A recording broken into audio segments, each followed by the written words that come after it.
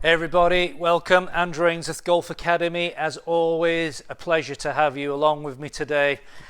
Thanks for watching the video. If you haven't subscribed to my channel already, do me a massive favor, just give a click down on the subscribe button in the bottom left, and then you're subscribed and you won't miss any future videos. So, I've already done reviews on the new Mizuno 900 JPX driver. We'll put some links up at the end of this video. And I've also reviewed the hybrid, and mighty impressive they both were. So, go and check those videos out if you haven't seen them. The final review I want to do today is on the fairway wood. So this is the 900 JPX 3 wood I've got in my hands. The 3 wood in its standard form comes in at 15 degrees, but we do have a lot of flexibility in what we can do with the lofts here.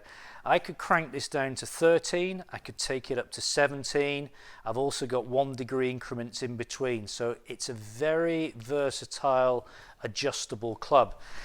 Coupled with the loft changes, we've also got the sliding plate which runs through the center of the club.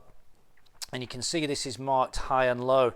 Now this is to basically change the center of gravity, either move that forward or backwards. This is going to affect the launch angles and the spin rates. So again, we've got an awful lot of customization available. People often say to me, what's the point of having an adjustable 3 wood? Surely you should just buy the loft at 15 or 16 degrees and stick with it. Well, totally get that as an idea and a concept, but let's say over here in the UK, for instance, I decide I'm going to go and play a links course, and I get there and it's absolutely blowing a gale.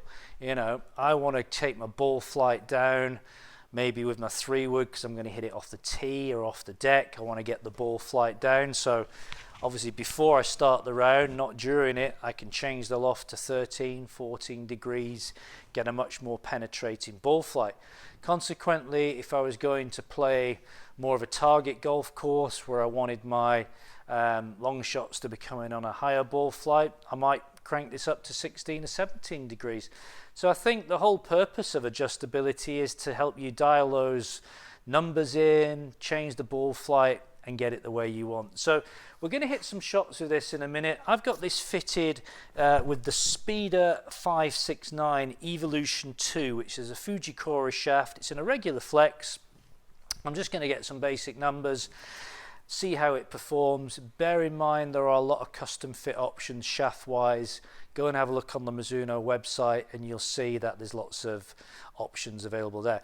So let's go over into the hitting area, let's get some numbers and let's see what this can do.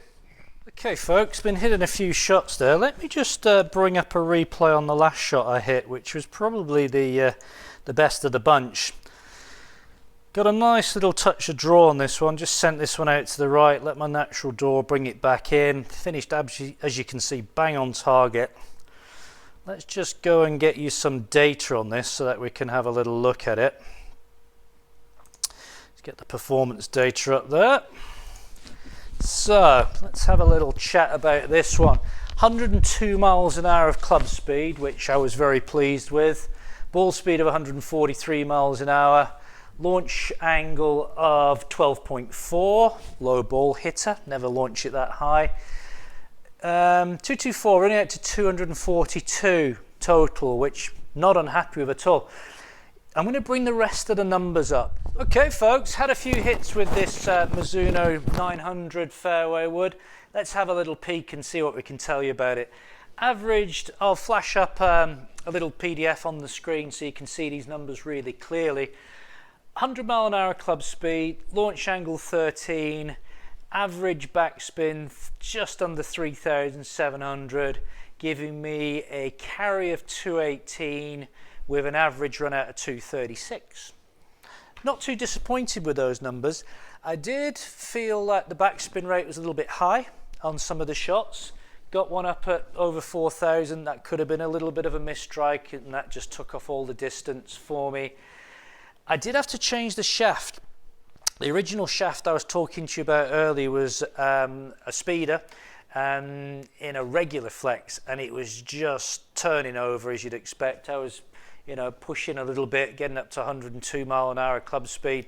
So I changed the shaft out and I put in a Speeder 661 Evolution 2 stiff, which could just cope a little bit more with the club speed, so I wasn't turning it over quite as much. I liked it. It's a forgiving 3-wood. It's got this adjustability where we can change the lofts around, dial them up, dial them down. For me, much more forgiving than the 850 was. Loved the 850, but it did beat me up when I misstruck it. So I'm feeling a bit more confident with this on my misstrikes. I just felt the only downer for me potentially was the spin rate was a little bit high.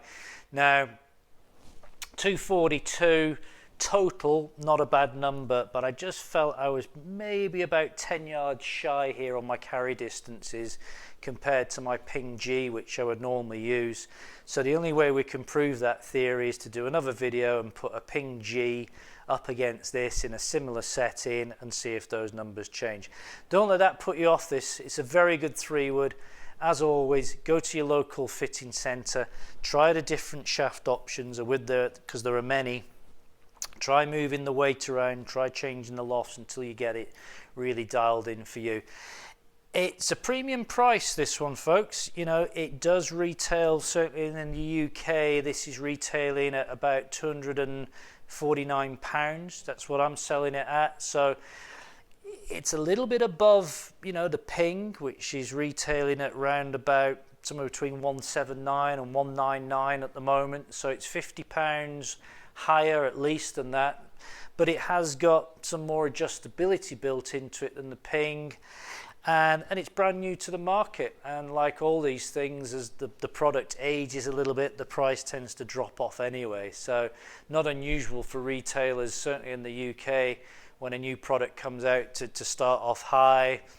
You know, we can make a little margin in it then, and then the price comes down the longer the club's on the shelf for. So that's kind of what happens anyway. It's a great club.